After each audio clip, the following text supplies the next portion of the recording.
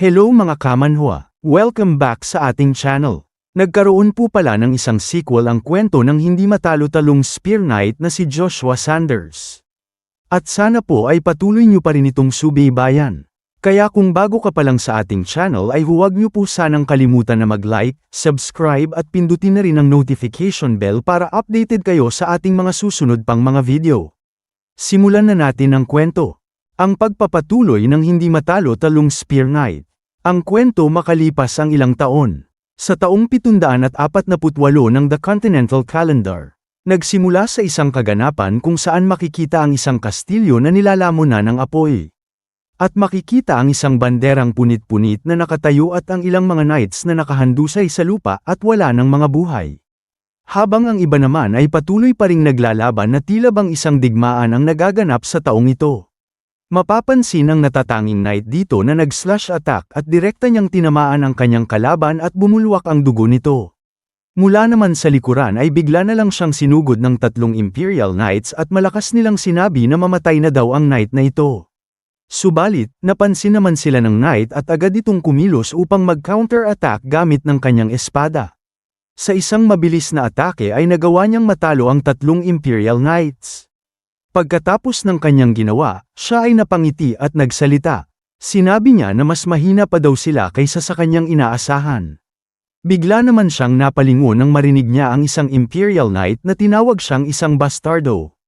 At makikita ang 4 na mga Imperial Knights na galit sa kanya at handa na sila upang labanan siya. Sabi pa ng isa sa kanila, ang lakas naman daw ng loob ng knight na ito na magsimula ng isang rebelyon. Isa palang rebelyon ang nangyayari sa ngayon. Saad pa ng Imperial Knight, kung nandito lang daw sana sa ngayon ang kanilang kamahalan, may tinutukoy siya dito na isang tao at mukhang ito ang kanilang kinikilalang pinuno. At kung sana lang daw ay nandito siya ang kagaya daw niyang rebelde ay. Hindi na niya natapos pa ang kanyang sinasabi dahil bigla na lang napangiti ang knight at nagsalita. Sinabi niya na kung ang tinutukoy daw niya ay ang kamahalan, hindi ba daw ay nasa likuran na nila ito? At makikita ang isang knight na nakatayo sa kanilang likuran at nagpapalabas ito ng isang napakalakas na mana na nagsisimbolo ng isang kulay asul na tigre. Nagulat naman ang mga Imperial Knight at napapatanong kung kailan ba daw ito nakapunta sa kanilang likuran. Ang taong ito ay kilala sa tawag na The Southern King at siya sa ngayon ang kasalukuyang kinikilalang kamahalan ng kanyang mga tauhan na sumama sa kanya sa pag-aaklas. At walang kaano-ano ay inatake sila nito. Inihampas niya ang kanyang espada at sa isang slash attack na kanyang pinakawalan ay nagawa na niyang matalo ang lahat ng Imperial Knights. Wala naman may nagawa pa ang mga Imperial Knights at tuluyan silang natalo at namatay. Pagkatapos, pinuri naman ng The Southern King na ito ang knight kanina at tinawag niya ito sa kanyang pangalang, Argo. Agad naman nagbigay galang si Argo sa kanyang kamahalan at ipinaalam niya kaagad na nagawa na daw nilang matalo ang lahat ng natitira sa loob ng kastilyo. Wika pa niya, sila daw ay tulad ng mga maliliit na lamok na basta nalang iniwan ng kanilang mga kasamahan na nagpoprotekta sa Empress upang makakuha ng sapat na oras para sila ay makatakas. Bakas naman sa kanilang mga mukha ang tuwa pagkatapos at simula daw sa ngayon ang Southern Fortress ay matagumpay na nilang nakuha. Lumipat ang eksena sa Avalon, sa palasyo ng Akardi, kung saan sa loob nito ay makikita ang isang babae at ang isang knight. Tinanong ng babaeng ito ang knight na sinasabi ba daw niya na nagawa ng masakop ng mga nagre-rebelde ang Southern Territory sa loob lamang ng 5 araw. Magalang naman na sumagot ang knight na oo. Ang nakababatang kapatid na babae ng emperador at ang pansamantalang rehente, Sir Suren Sanders o kilala natin noon sa pangalan na Sir Suren Van Britten. Tinanong rin ni Sir Suren kung gaano kalaki ang puwersa ng kanilang kalaban. Sumagot naman ang knight at sinabi na tinatayang nasa 100,000 ang kanilang bilang. At pinamumunuan daw sila ni Marquis Suspin. Dagdag pa niya, narinig din daw niya na tinatawag niya ang kanyang sarili bilang ang The Southern King.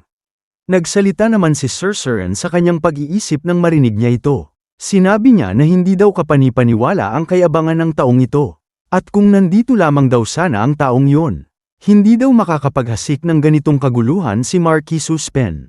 Tinanong naman muli ni Sir Suren na kung may nabalitaan na ba daw sila sa kanilang kamahalan. Sumagot naman ang knight, humingi siya ng paumanhin sapagkat wala pang balita tungkol sa kanilang kamahalan. Pero patuloy pa rin daw sa pag-iimbestiga si Sir Kane, ngunit Hindi na niya natapos ang kanyang sinasabi dahil bigla naman itong pinutol ni Sir Seren at sinabi na hindi daw kakayanin ng iisang tao na suyurin ang buong kontinente na ganito kalaki, lalo na't nagkakaedad na rin daw si Sir Kane. Wika pa niya sa kanyang pag-iisip, 2 dekada na rin daw ang lumipas mula nang mawala ang kanyang kamahalan.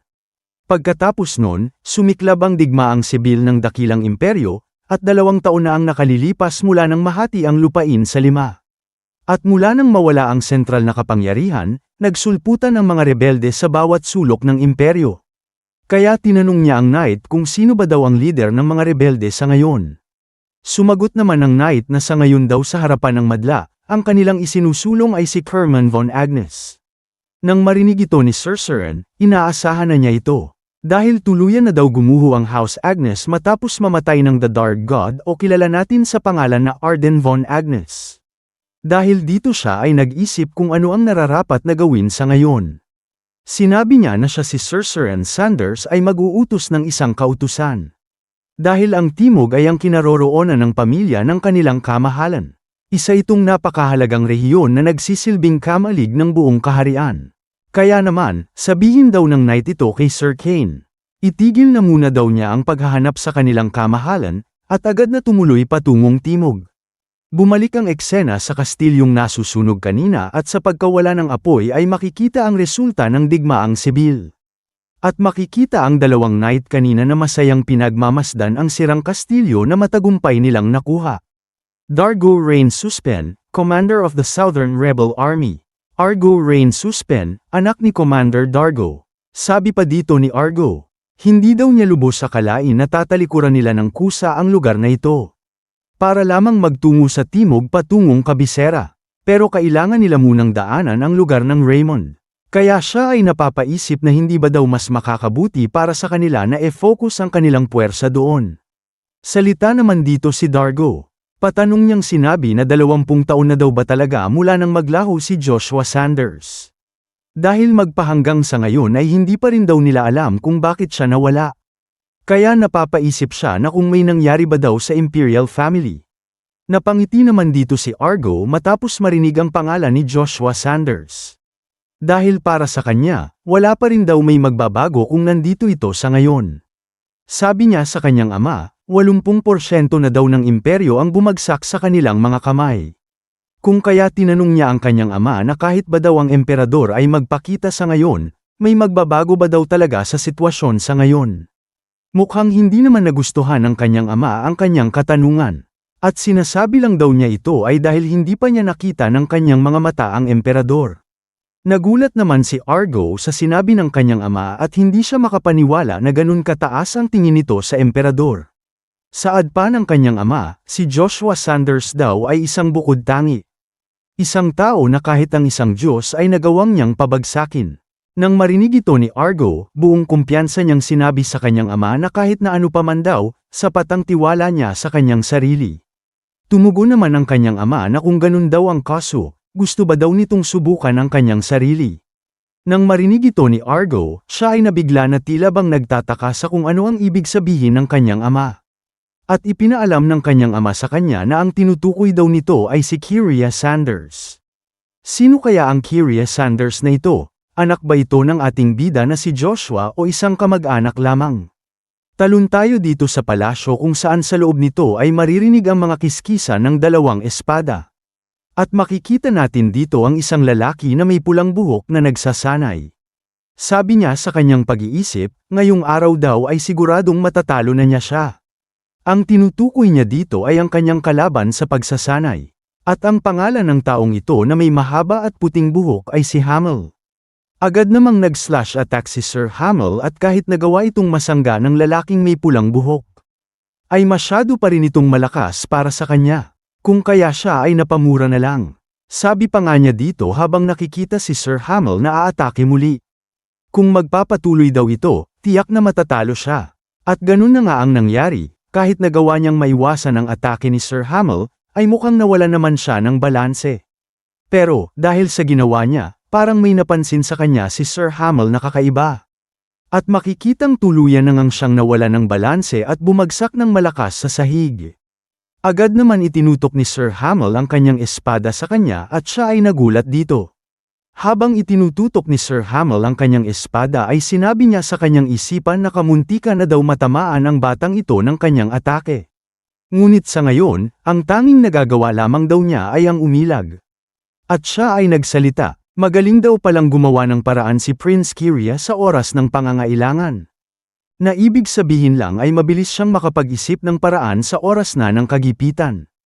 Siya pala si Prince Kyria Sanders na tinutukoy kanina ni Commander Dargo. Kahit halatang wala siyang may nagawa laban kay Sir Hamill ay mayabang pa nitong sinabi na basic lang daw ang kanyang ginawa.